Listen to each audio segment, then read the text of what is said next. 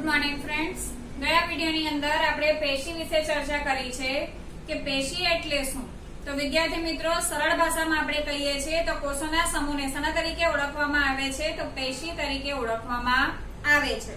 શરીરમાં એક નિશ્ચિત કાર્ય એક નિશ્ચિત સ્થાનમાં એક વિશિષ્ટ કોષોના સમૂહ દ્વારા થાય છે અને આ વિશિષ્ટ કોષોના સમૂહને શેના તરીકે ઓળખીએ છીએ? તો આપણે પેશી તરીકે ઓળખીએ છીએ. ત્યાર પછી વિદ્યાર્થી મિત્રો, આપણે પેશીની રચના વાત કરીએ તો પેશીમાં બે પ્રકારની પેશીઓ છે. એક છે વનસ્પતિ પેશી અને બીજી છે પ્રાણી પેશી. કારણ કે વનસ્પતિ પેશી અને પ્રાણી પેશી બંને એકબીજાથી કેવી પડે છે વિદ્યાર્થી મિત્રો? અલગ પડે છે. અને અલગ પડવાનું કારણ શું છે એની પણ આપણે આગળ ચર્ચા કરી ચૂક્યા છે. હવે સીધા આપણે વિદ્યાર્થી મિત્રો મુદ્દા પર આવીએ. આપણે વર્ધનશીલ પેશી એટલે શું? તો પહેલી આપણે વનસ્પતિ પેશીની વાત કરવાની છે. વનસ્પતિ પેશીની અંદર પણ બે પ્રકારની પેશીઓ છે. એક છે વર્ધનશીલ પેશી અને બીજી છે સ્થાયી પેશી.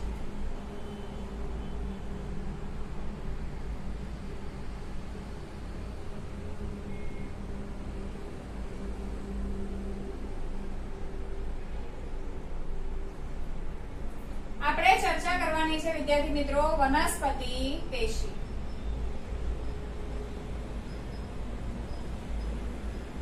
એકદમ સરળ છે વિદ્યાર્થી મિત્રો, ખૂબ જ આપણે ધ્યાનથી સમજીશું તો આપણને યાદ જ રહી જશે. વનસ્પતિ પેશી બે પ્રકારની છે. એક છે વર્ધનશીલ પેશી અને બીજું છે વિદ્યાર્થી મિત્રો સ્થાયી પેશી. હવે હંમેશા યાદ રાખવાનું વિદ્યાર્થી મિત્રો, વર્ધન એટલે કે શું પામવું? વૃદ્ધિ પામવું. અને સ્થાયી એટલે કે એને આપણે શું કહીએ છીએ? સ્થિર. હવે વર્ધનશીલ પેશી એટલે કે શું પામે છે? વૃદ્ધિ પામે. વૃદ્ધિ ક્યારે પામે?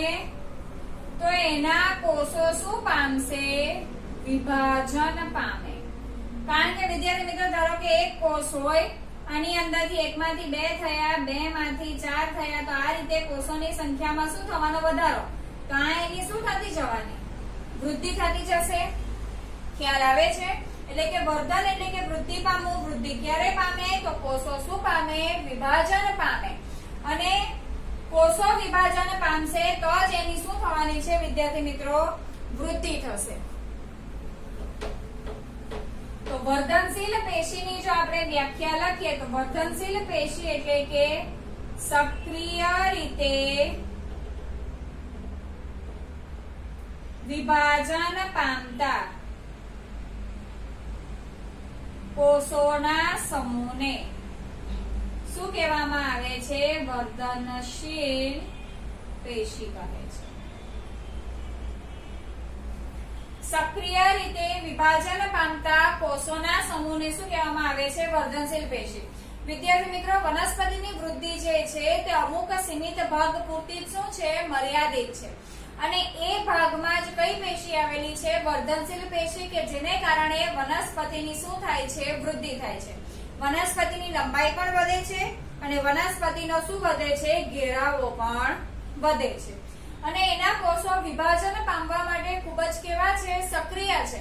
એના કોષો વિભાજન પામ્યા જ કરે છે અને વનસ્પતિની વૃદ્ધિ પ્રેરે છે. હવે આપણે વર્ધનશીલ પેશીના વિદ્યાર્થી મિત્રો આપણે શું જોઈએ તો એને કઈ કઈ પેશીઓ છે? એટલે કે વર્ધનશીલ પેશી મુખ્યત્વે ત્રણ પ્રકારની છે. નામ પ્રમાણે જ ગુણ છે વિદ્યાર્થી મિત્રો. એક છે અગ્રસ્થ વર્ધનશીલ પેશી, બીજી છે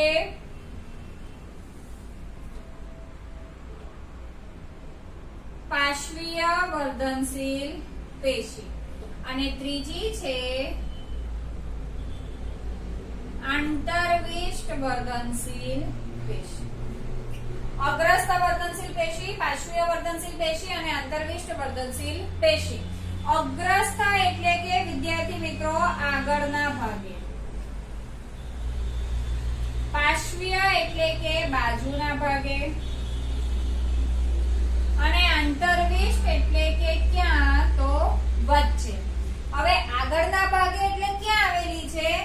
તો મૂળ અને પ્રકાંડના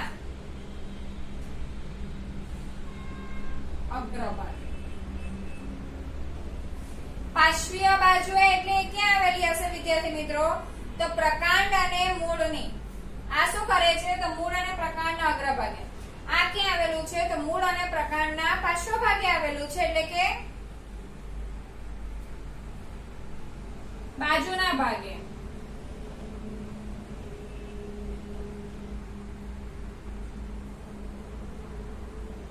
અને આંતરવિષ્ટ વર્ધનશીલ પેશી એટલે કે ક્યાં આવેલી છે વિદ્યાર્થી મિત્રો? વચ્ચેના ભાગે. તો વચ્ચેના ભાગે એટલે આપણે કીધેલું જ છે અહીંયા ક્યાં આવેલી છે? વચ્ચેના ભાગે. પણ વિદ્યાર્થી મિત્રો કોના વચ્ચેના ભાગે? તો એ છે કે જ્યારે અમુક ઘાસ કે એવું હોય છે, વનસ્પતિનો ચારો હોય છે, પ્રાણીઓ જે ખાય છે તે, જ્યારે ખવાઈ ગયેલો ભાગ હોય છે તે ખવાઈ ગયેલા ભાગની વચ્ચે કઈ પેશી ઉદ્ભવે છે? તો આંતરવિષ્ટ વર્ધનશીલ પેશી. અને એમ આપણે ચર્ચા કરીએ તો પર્ણના તલ પ્રદેશમાં અને ડાળીઓની અંતર્ગાંઠની બંને તરફ શું જોવા મળે છે? આંતરવિષ્ટ.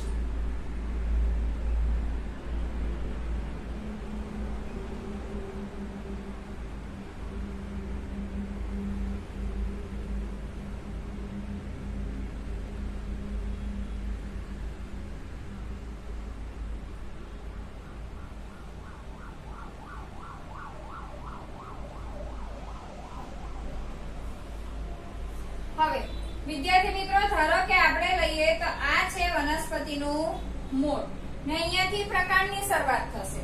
તો અગ્રસ્થ વર્ધનશીલ પેશી મૂળ અને પ્રકાંડના અગ્રભાગે. તો ધારો કે આ પ્રકાંડનો આગળનો ભાગ, કારણ કે પ્રકાંડ ઉપર અને મૂળ જમીનમાં, અને આ છે મૂળનો અગ્રભાગ. તો ધીમે ધીમે મૂળના આગળના ભાગમાં શું કરશે? વધારો, એટલે કે મૂળની લંબાઈમાં વધારો થવાનો.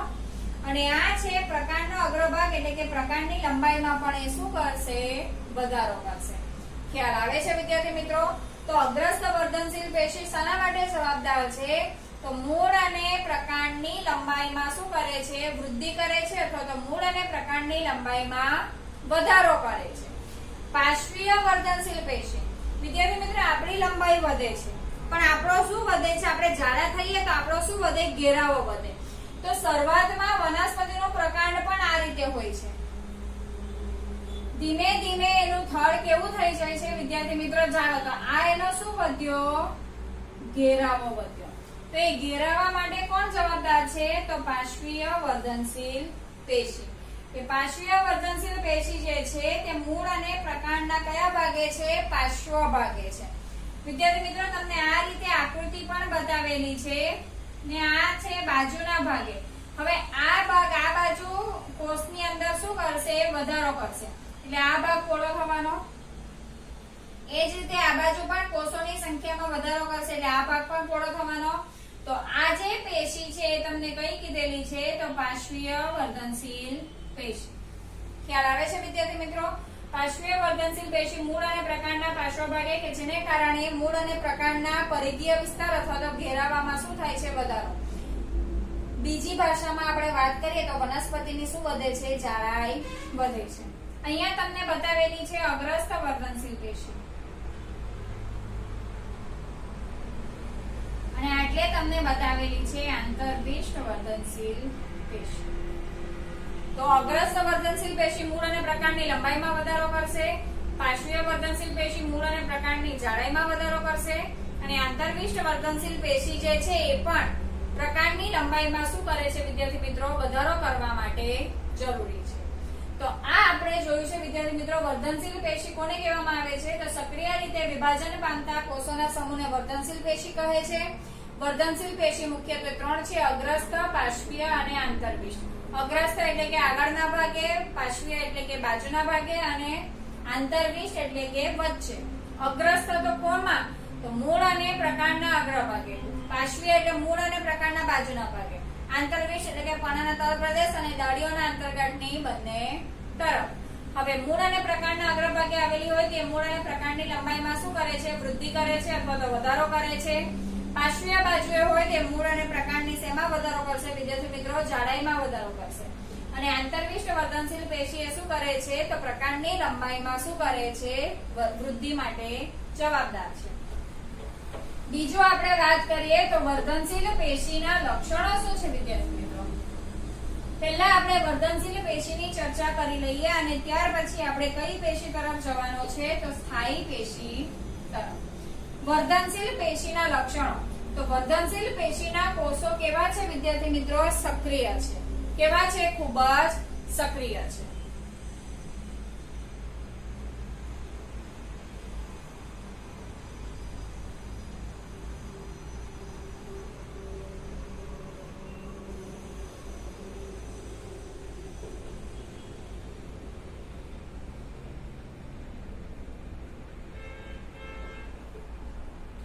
ખૂબ જ સક્રિય છે એટલે કે ઝડપથી શું પામે છે? વિભાજન પામવાની ક્ષમતા ધરાવે છે. એની અંદર કોષની અંદર કોષરસ પણ હોય છે. આપણે આગળ પણ વિદ્યાર્થી મિત્રો શીખી ગયા છે. કોષ શું ધરાવે છે? વનસ્પતિ કોષના કોષો કોષ દિવાલ ધરાવે છે. તો એની અંદર જે કોષરસ છે તે વધુ ઘટ્ટ છે. કોષ દિવાલ જે છે તે પાતળી છે.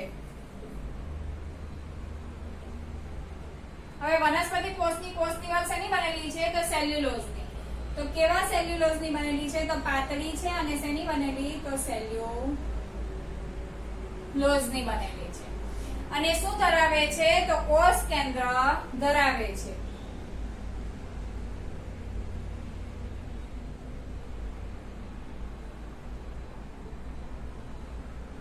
બીજું, વનસ્પતિ કોષમાં વિદ્યાર્થી મિત્રો રસધાની જોવા મળે છે. પણ અહીંયા વનસ્પતિ કોષમાં રસધાનીનો શું જોવા મળે છે? અભાવ જોવા મળે છે.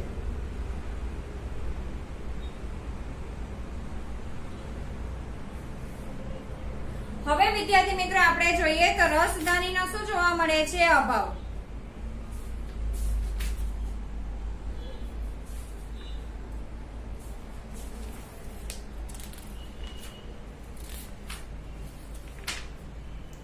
તો શું જોવા મળે છે? રસધાનીનો અભાવ. તો આ બધા શેના લક્ષણો છે? તો વિદ્યાર્થી મિત્રો વર્ધનશીલ પેશીના લક્ષણો છે.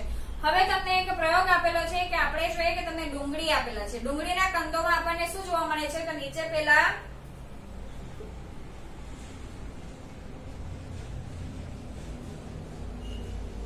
આ રીતે બધા એના શું જોવા મળે છે? મૂળ જોવા મળે છે.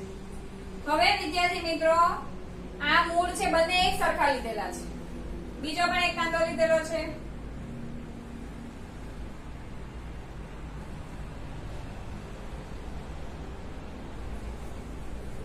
થોડા દિવસ પછી એકમાં વિદ્યાર્થી મિત્રો એમને એમ રાખેલું છે, બીજાની અંદર અહીંયાથી આ મૂળ આ જે છે આ આગળનો ભાગ શું કરી નાખવામાં આવે છે? કાપી નાખવામાં આવે છે.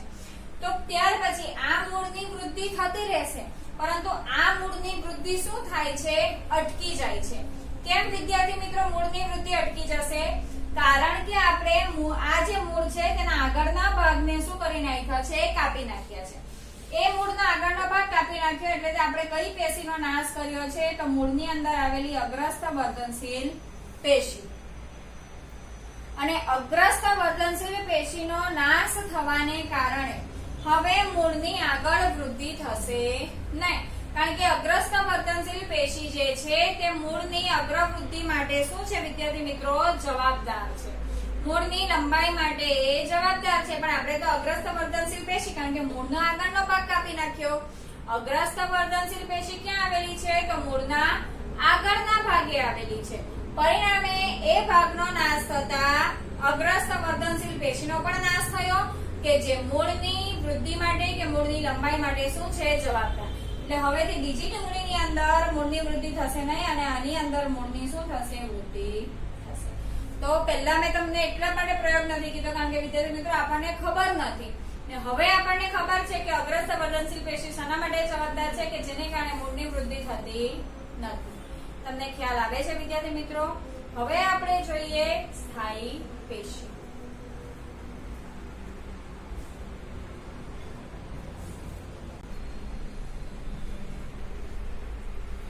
હવે આપણે જોઈએ વિદ્યાર્થી મિત્રો વનસ્પતિની પેશીની અંદર આપણે વર્ધનશીલ પેશી વિશે આપણે ચર્ચા કરી ગયા છે. હવે આપણે જોઈએ સ્થાયી પેશી. સ્થાયી પેશી કેવી રીતે બને છે તેની આપણે ચર્ચા કરીએ. તો વિદ્યાર્થી મિત્રો વર્ધનશીલ પેશીના જે કોષો છે તે વિભાજન પામવાની ક્ષમતા ધરાવે છે. હવે આ જે કોષો છે તે કોઈ ચોક્કસ કાર્ય માટે રૂપાંતરિત થઈ જાય છે, એટલે કે કોઈ એક વિશિષ્ટ કાર્ય કરે છે.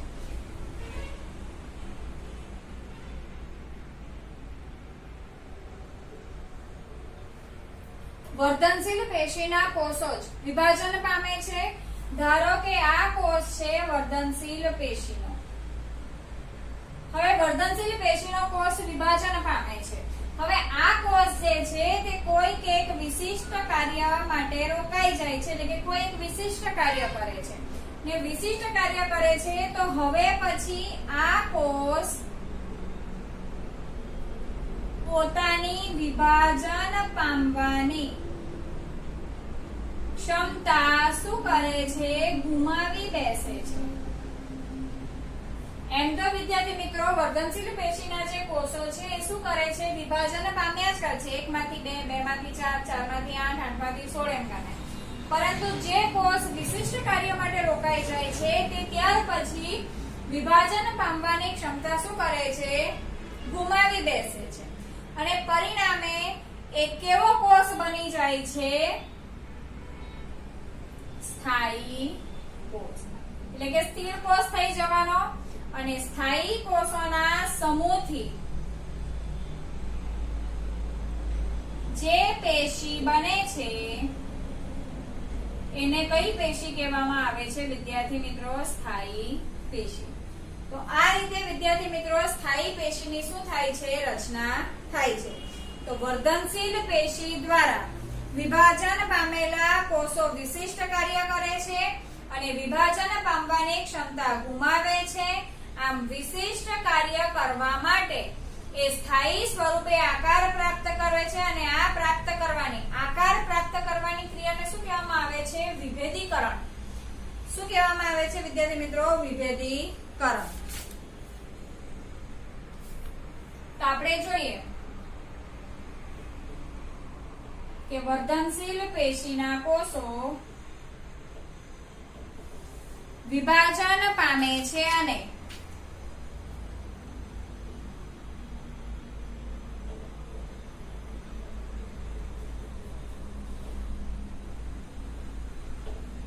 કોઈ વિશિષ્ટ કાર્ય કરે છે અને વિભાજન પામવાની ક્ષમતા ગુમાવી બેસે છે.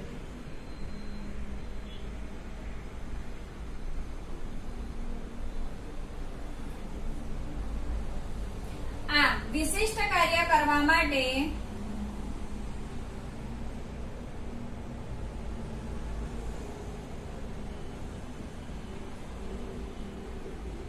ચોક્કસ આકાર પ્રાપ્ત કરે છે.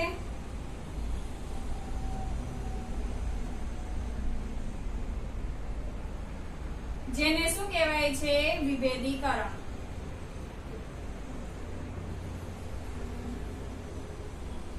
આવા કોષને શું કહેવામાં આવે છે? સ્થાયી કોષ કહે છે.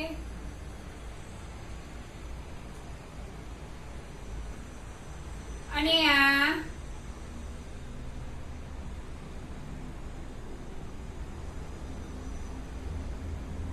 સ્થાયી કોષોના સમૂહને શું કહે છે?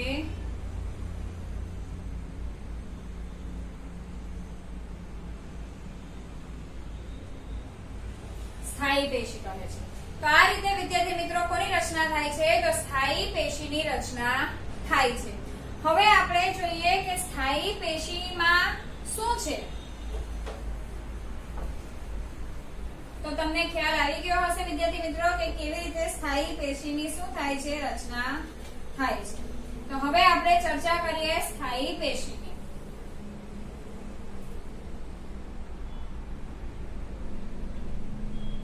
સ્થાયી પેશીના કોષો વિભાજન પામવાની ક્ષમતા ધરાવતા નથી. સ્થાયી પેશી વિદ્યાર્થી મિત્રો બે પ્રકારની છે. એક છે સરળ સ્થાયી પેશી અને બીજી છે જટિલ સ્થાયી પેશી. હવે સરળ સ્થાયિકો કે જટિલ સ્થાયિકો પણ બંનેના કોષો વિભાજન પામવાની ક્ષમતા ધરાવતા નથી. તો સરળ સ્થાયી પેશી એટલે શું? તો એક જ પ્રકારના કોષોથી બનેલી પેશી.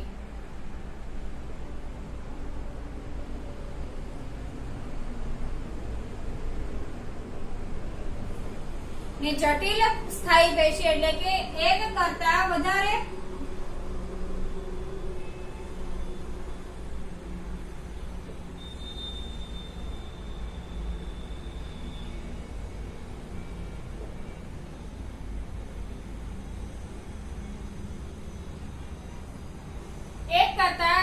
પ્રકારના જુદા જુદા કાર્ય કરતા કોષોથી બનેલી પેશી અને એક જ પ્રકારના કોષોથી બનેલી પેશી જેને આપણે સરળ સ્થાયી પેશી કહીએ છીએ ને આપણે જોઈએ છે કે જુદા જુદા પ્રકારના કોષો હોય તો રચના કેવી બને છે વિદ્યાર્થી મિત્રો જટિલ બને છે સરળ સ્થાયી પેશીની અંદર 3 પ્રકારની પેશી છે મૃદુત્તક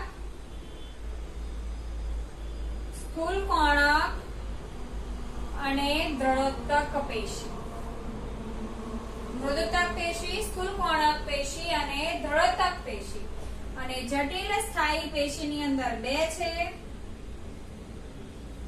જલવાહક પેશી અને અન્નવાહક પેશી તો વિદ્યાર્થી મિત્રો આપણે આટલી રચના જોઈશું એટલે આપણી વનસ્પતિ પેશી શું થાય છે પૂરી થાય છે ત્યાર પછી આપણે વાયુરંધ્ર અને એના વિશે આપણે થોડી ઘણી ચર્ચા કરવાની છે એટલે કે આટલું કરતા આપણી વનસ્પતિ પેશી પૂરી થશે તો સ્થાયી પેશીમાં સરળ સ્થાયી અને જટિલ સ્થાયી પેશી સરળ સ્થાયી પેશીનું નિર્માણ કેવી રીતે થાય છે તો વર્ધનશીલ પેશીના કોષો જ કોઈ ચોક્કસ કાર્ય કરવા માટે રોકાઈ જાય છે અને વિભાજન પામવાની ક્ષમતા ગુમાવે છે અને એવા કોષોને આપણે સ્થાયી કોષો કહીએ છીએ અને સ્થાયી કોષોના સમૂહથી બનતી પેશી એટલે કે સ્થાયી પેશી આજ બધું વિદ્યાર્થી મિત્રો થોડું ડિટેલમાં તમને શેની અંદર આવશે તો 11મા ધોરણની અંદર આવે છે હવે પછી આપણે જટિલ એમાં પણ સરળ સ્થાયી અને જટિલ સ્થાયી સરળ સ્થાયી એટલે કે એક જ પ્રકારના કોષોથી અને જટિલ સ્થાયી એટલે કે એક કરતા વધારે પ્રકારના કોષોથી બનેલી પેશી એની અંદર આ 3 છે અને જલવાહક અને અન્નવાહક તો વિદ્યાર્થી મિત્રો નેક્સ્ટ વિડિયોની અંદર આપણે આ સરળ એટલે કે સ્થાયી પેશી વિશેની આપણી ચર્ચા પૂર્ણ કરીશું થેન્ક યુ